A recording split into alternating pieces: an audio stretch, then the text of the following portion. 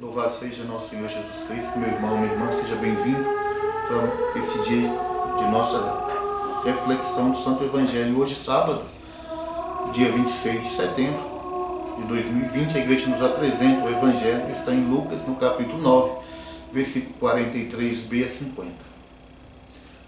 O texto nos conta, então, estando ali todos admirados com tudo que Jesus fazia, Jesus então disse aos seus discípulos: fixai bem essas palavras em vossos corações, em vossos ouvidos.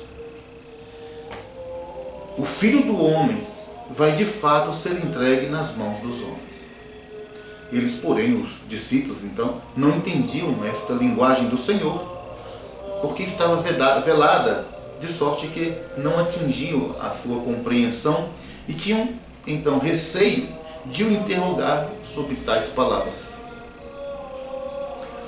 Refletindo nesse Evangelho, eu lembrei do livro Ciência da Cruz, onde vai nos contar que o Dionísio de Areopagita, falando de Deus, vai dizer que Deus é um raio de trevas luminosas.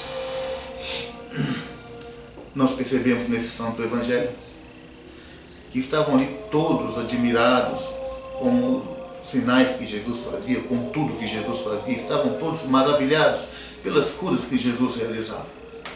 Estavam todos como que clarificados, podemos dizer. É como se fosse uma luz brilhantíssima que iluminava tudo naquele exato momento. Como se fosse o sol do meio-dia que clareia. Mas de repente Jesus fala pessoalmente para os seus discípulos e é como que daquela luz que era tão clara, para eles se tornasse um pouco escuras. Por isso eu lembrei desse Dionísio de Areopagita quando ele cita: Deus é um raio de trevas luminosos. Jesus aqui coloca então os discípulos pela segunda vez no anúncio da sua paixão. É preciso, para compreender o que Jesus está dizendo, a fé. A fé que é esse raio de trevas, que é trevas ao conhecimento natural do homem. É impossível o homem, por si só, pelo seu conhecimento natural, chegar ao conhecimento de Deus. Chega-se ao conhecimento de Deus e das coisas de Deus pela fé. São João Crisóstomo, falando dos apóstolos, ele vai comentar que ninguém se escandalize ao contemplar uns apóstolos tão imperfeitos, porque ainda não tinham chegado à cruz, nem tinham sido dado o Espírito Santo.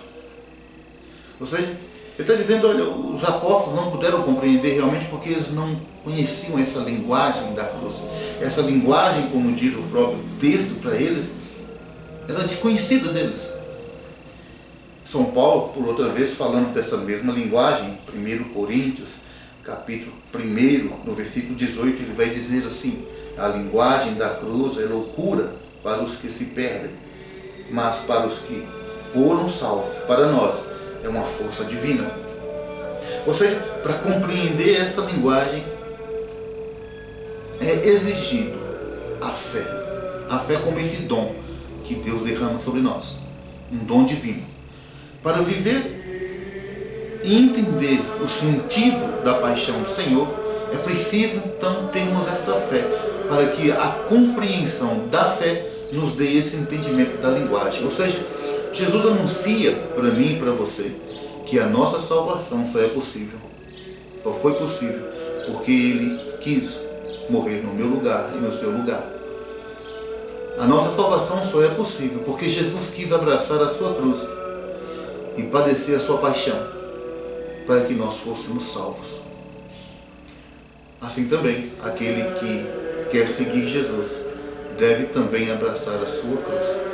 Deve compreender ou pedir ao Senhor que ilumine ele pela linguagem da cruz, ou lhe conceda o Espírito com toda a ciência e com toda a sabedoria, para que ele não se perca em seu caminho.